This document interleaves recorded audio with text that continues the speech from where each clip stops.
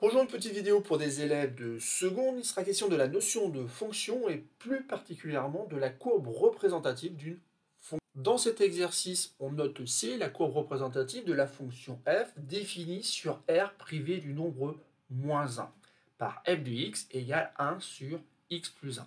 En effet, ici, on voit que moins 1, c'est une valeur interdite car au dénominateur, ça fait 0 et diviser le nombre 1 par 0, c'est impossible.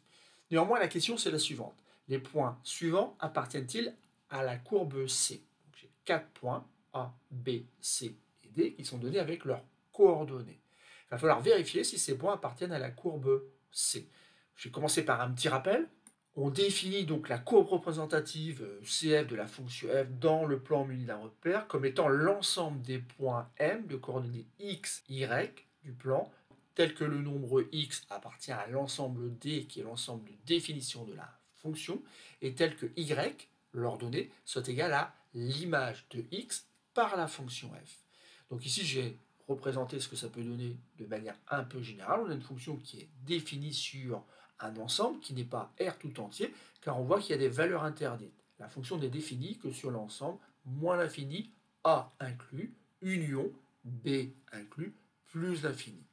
Et un point M appartient donc à la courbe qui est représentée ici en bleu, si l'abscisse x du point M correspond bien donc à l'ordonnée y de ce point. Ou encore si f de x est égal à y. Donc mon exercice est autant un exercice sur la notion de courbe représentative que sur les calculs. Les calculs qui vont vous amener à dire si oui ou non ces points appartiennent à la courbe C. Et comme c'est un exercice de calcul, je vous demande de laisser la calculatrice de côté. Vous pouvez appuyer sur pause, faire les calculs qui s'imposent ici, et simplement après lire la suite de cette vidéo. Alors passons à la correction de cet exercice, et ici donc on va pouvoir à chaque fois calculer donc l'image de 0, de 4, de 1,5 et de racine carrée de 2, car ces quatre nombres appartiennent bien à cet ensemble-là, qui est R privé du nombre moins 1. Le point A a pour coordonnée 0, 1. Donc la première chose que je fais, c'est calculer l'image du nombre 0 par la fonction f. Et bien sûr, ici, je vais utiliser donc le fait que l'image d'un nombre x se calcule en faisant 1 sur x plus 1. Donc ça devient assez rapidement 1 sur 0 plus 1. Et je trouve donc 1 divisé par 1 qui donne 1. Conclusion, le point de coordonnées 0, 1 appartient bien à la courbe C. En effet, l'image de 0, c'est bien le nombre 1. Alors pour le petit a, en effet, ça va très vite. Petit b, je fais la même chose. Donc ici, le point B a pour abscisse 4. Donc je vais calculer l'image de 4 par cette fonction f. Donc ça fait 1 sur 4 plus 1. Assez vite, donc j'obtiens 1 cinquième. Et bien sûr, 1 cinquième, c'est pas la même chose que 1 tiers.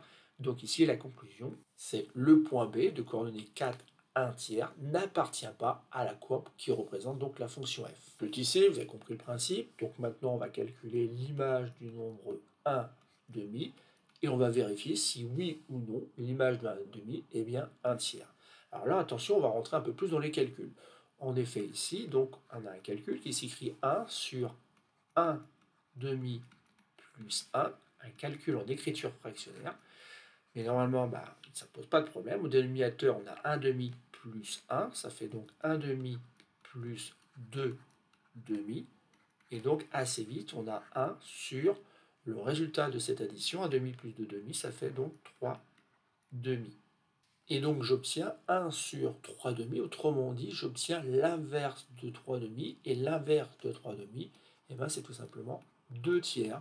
C'est donc terminé, on a réussi à montrer que l'image de 1 demi était bien égale à 2 tiers. On peut donc conclure que le point C de coordonnées 1 demi, 2 tiers appartient bien à la courbe C. Et on termine avec le point D, et donc j'ai calculé l'image de racine carrée de 2.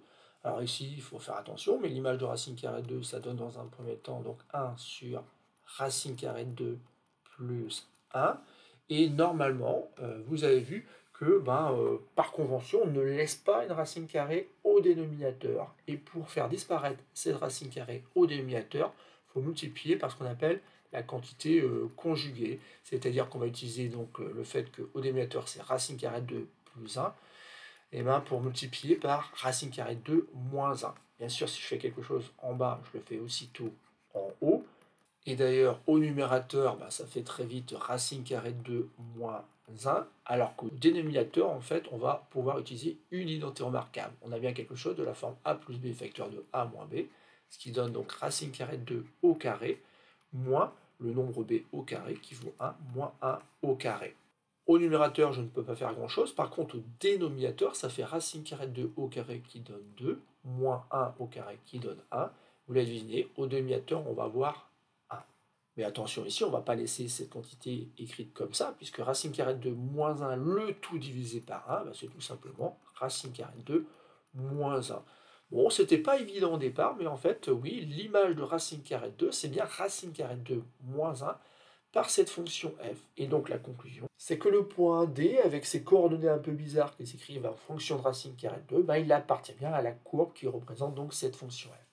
Voilà, c'est tout pour ce petit exercice. Ici, il est encore une fois autant question de la notion de courbe représentative d'une fonction que de consolider quelque part en fait les calculs numériques.